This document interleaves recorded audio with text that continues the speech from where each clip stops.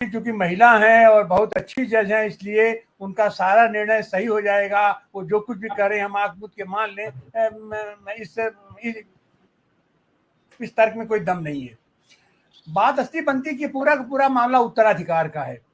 और उत्तराधिकार में एक जमाना हुआ करता था कि जब हमारी दहेज प्रथा थी, दहेज प्रथा भी यही था कि बच्चियों को उनके वहाँ के ये प्रॉपर्टी के बदले दहेज दे दिया जाता था, उनको मान चला जाता था कि अब यहाँ से इनकी ड्यूटी उठ गई और अपने ससुराल से ही इनकी अर्थी उठेगी। लेकिन इस बीच बहुत पानी बहा है गंगा में।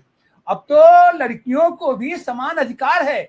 बाप के अगर लड़का लड़की है तो वहां पर भी प्रॉपर्टी में उसको पूरा हिस्सा मिलता है। लेकिन यहाँ मामला यह है कि उत्तराधिकार, अगर पति है, पति की अगर मृत्यु हो जाती है तो उत्तराधिकार में उसके महिला को तो उसका नाम उसमें जुड़ जाता है। केवल उतना ही नहीं होता है, अगर पति की मृत्यु होती है, उसके बच्चे हैं, उसकी पत्नी है, तो बच्चे और पत्नी दोनों का नाम जुड़ता है उसके साथ, उसके प्रॉपर्टी के साथ। तो ये कोई मामला नहीं है। और अगर महिला अपने मायके की अकेली है, या अगर महिला को अपने मायके में भी अगर वो ये कोई प्रॉपर्टी उसको मिलती है और अगर महिला की मृत्यु हो जाती है तो उसका उत्तराधिकारी उसका पति ही होगा, उसका और कुछ दूसरा उसको दिखाई देगा। मामला यहाँ नहीं है। मामला यहाँ बनता है अगर कोई केस सामान्य तरीके से चलता है तब कोई मामला नहीं बनता है। मामला तब आता है जब कोई विशेष सिचुएशन आ जाती है।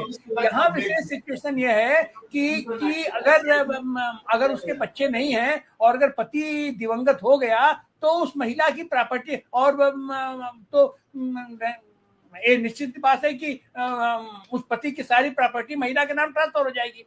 अब सवाल है कि अगर उसको बच्चे नहीं हैं तो उस महिला की मृत्यु के बाद उसकी संपत्ति कहाँ जाएगी, तो उसके बंटवारा, तो उसका एक व्यवस्था यह भी है कि अपना बंदर बांट में कि अगर कहीं नहीं जाएगी तो सरकार की प्रॉपर्टी हो जाएगी, अपना गांव समाज की प्रॉपर्टी हो जाएगी। इसी से बचने के लिए उसके पहले ही उस महिला को पूरा अधिकार बनता है कि वो अपनी प्रॉपर्टी जिसको चाहे उसको दे दे, चाहे उसको बेच दे, चाहे उसको वसीयत कर दे, अपना चाहे जो कर दे। अब सवाल ये उठता है कि वो अगर ऐसा कुछ नहीं की तब प्रॉपर्टी कहाँ जाएगी। तब जाहिर सी बात है कि वो प्रॉपर्टी जो हमारे व्यवस्था है अभी ये पितृसत्तात्मक व्यवस्था है, पति व्यवस्था है कि पत्नी पति के साथ ही अटैच होती है। पत्नी की प्रॉपर्टी पति के नाम जाएगी और पत्नी की प्रॉपर्टी पति के नाम जाएगी। तो ऐसी हालत में उसके उत्तराधिकार में जो भी आएगा, मैं ये जो भी निकटतम खूनी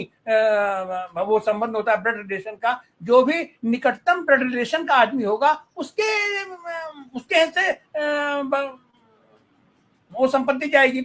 अब सवाल ये उठता है कि अगर पति दिवंगत हो गया, उसकी प्रॉपर्टी पत्नी के नाम हो गया, महिला के नाम हो गया, तब उस महिला ने भी अगर कुछ नहीं किया तो उसकी प्रॉपर्टी किसके नाम जाएगी, तो उसका ब्लड रिलेशन किससे जुड़ता है, उसका ब्लड रिलेशन निश्चित है कि अपने मायके पक्ष से ज्यादा निकट जाएगा, उसका जाएगा। तो ऐसी हालत में इसीलिए यह है कि अभी भी जो बच्चियों को, महिलाओं को उसके पिता की प्रॉपर्टी में हिस्सा नहीं मिलता है, उसके पीछे केवल यही कारण है कि उस प्रॉपर्टी का बंटवारा न हो और इसीलिए प्रेम सौहार्द बना रहे। इसलिए आज की तारीख में भी प्रॉपर्टी में हिस्सा होने के बावजूद महिलाएं, बच्चियां मायके में अपना हिस्सा नहीं लेती हैं। लेकिन जहां केवल लड़की ही लड़की है वहां पर पति भी चला जाता है और उसको निवासा मिलता है। और वहां ऐसी हालत में अगर पत्नी दिवंगत होती है तो पति का ब्लड रिलेशन जो जाता है, मतलब उसके ये ससुराल पक्ष को ही अपना मिलता है। तो जाहिर सी बात है ये तो अपना कानूनी दाव पेच का मामला है और इसका फैसला होगा। लेकिन इसमें कहीं से महिला के सख्त समर्थन का मामला नहीं जुड़ा हुआ, उसके किसी उसको ठेस नहीं पहुंचाई जा रही है। एक कानूनी मामला है और ये मामला तो है उसके मरने के बाद का है, उसके मरने के पहले तो सारी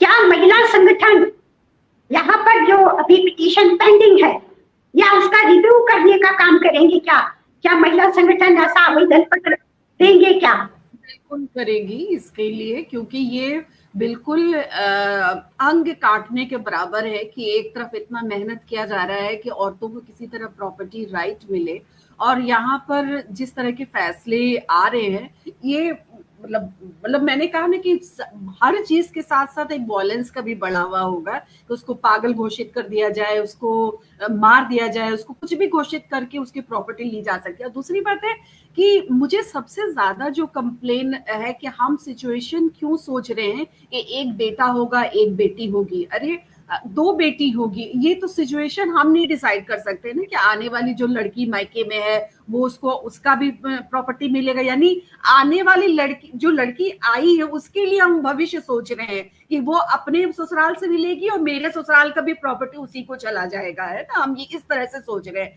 लेकिन बात ये है कि ये हम सब जानते हैं कि एक निभाना रिश्ते को और एक मन, वो अभी तक हमारे समाज में वो स्थिति नहीं पैदा हुई है कि हम अपने ससुराल पक्ष को उस तरह से एक्सेप्ट करें कि ये हम कुछ बोले और वो बुरा ना माने, या हमें उस तरह से एक्सेप्टेंस मिल जाए। अभी भी वो स्थिति पैदा नहीं हुई, क्योंकि महिलाएं अभी पैर पर नहीं हुई हैं। अगर महिलाएं अपनी जिम्मेदारी उठाने के लायक हो जाएंगी, मतलब बहुत तरह की चीजें चल रही है कि भाई शादी के बाद जो एक औरत की जिम्मेदारी उसका पुरुष उठाता है, अगर जिस दिन लड़कियां इंडिपेंडेंट होंगी और दिमागी रूप से ये सोचेंगी कि शादी एक नीड थी लेकिन हम अपनी जरूरतें पूरी करेंगे, तो बहुत सारी चीजें, अभी उसको बहुत वक्त है उस मुकाम पर हमको आने में, लेकिन उसका पैर तोड़ दिया जाए और इस सिर्फ प्रॉपर्टी दूसरे के पास ना चली जाए। ये प्रॉपर्टी का लफड़ा बहुत ज्यादा है। मैं आधी बात उस पिछली बार जो बता रही थी कि एक अच्छे सरकारी मुलाजिम थे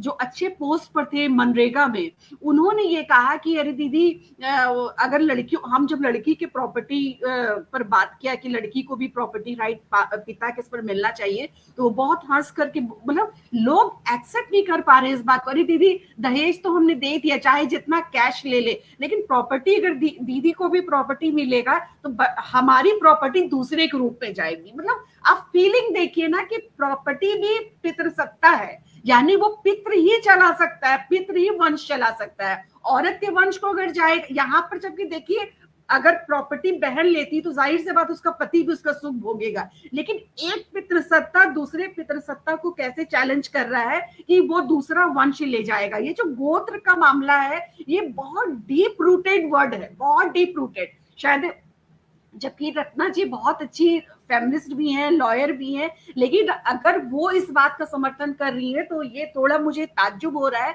क्योंकि अभी तक मैंने उनको इस रूप में देखा नहीं है कि एक जो बारीक सा जो भेदभाव, बहुत बारीक सा, जिसको समझने के लिए बहुत समझदारी चाहिए, मतलब समझदारी के इन द सेंस कि आपके पास बहुत दुनियावी समझ होनी चाहिए कि अगर एक बारीक रेखा हटा दी जाए तो वो खत्म है सारी चीज। अगर हम शब्द इस्तेमाल करें कि अभी सोना है, तो लोग समझ नहीं पाएंगे कि हम सोने की सोना चाहिए या अभी सोना चाहिए। अगर ये शब्द बोलते हैं तो हम सोने की बात कर रहे हैं या नींद की बात कर रहे हैं। अगर ये जो महीन भाषा को हम नहीं समझ पाएंगे तो एक गोत्र बहुत बड़ी चीज है कि आप इनडायरेक्टली में क्या महिला को बताना चाह रहे हैं कि अपना महिला का तो कोई अस्तित्व ही नहीं है। हम पैदा हुए किसी घर में, फिर शादी होके गई तो मेरा गोत्र बदल गया, मेरा सरनेम बदल गया, फिर अब प्रॉपर्टी जो मेरे नाम आएगी वो भी किसी और को जाएगा। तो ये जो बारीक सी लाइन है इसको समझने की बहुत जरूरत है। और मेरी